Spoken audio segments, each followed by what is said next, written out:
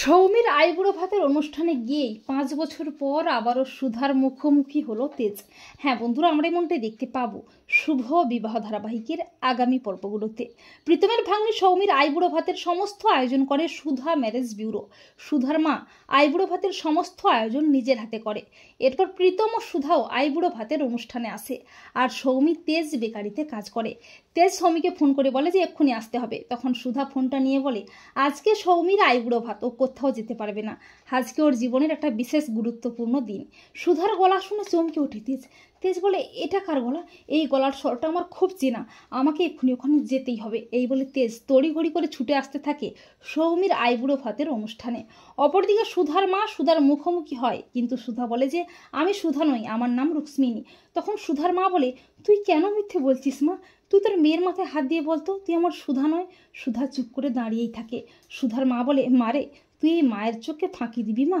তুই কেন আমাকে ছেড়ে চলে গেছিলি মা? চল না মা, ফিরে চল না মা। সুধা বলে না মা, তা হয় না।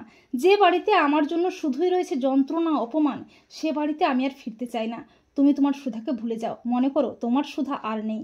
এই বলে সুধা যখনই চলে যাবে করে, ঠিক তখনই তেজ এসে চিৎকার করে বলে সুধা সুধা।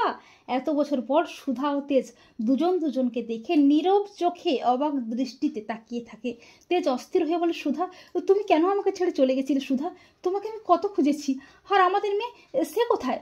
সুধা অভিমান করে বলে আমি সুধা নই, আমি রুক্মিণী। তেজ বলে সুধা তুমি আমার কাছ থেকে নিজেকে লুকাচ্ছ? আমি জানি তোমার অভিমান হয়েছে, তুমি আর নিজেকে লুকিয়ে রাখতে পারবে না।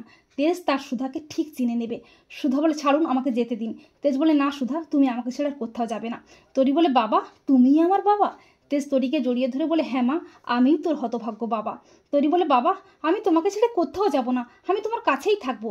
আর বাবা মেয়ের এই মুহূর্তটা দেখে অভিমানী সুধার দুচোখ জলে ভরে যায়। তো বন্ধুরা, তোমরাও এটাই চাও তো যে সৌমির আইবুড়ো ভাতের অনুষ্ঠানে গিয়েই বা যেভাবেই হোক সুধার মুখোমুখি হয় যেন তেজ?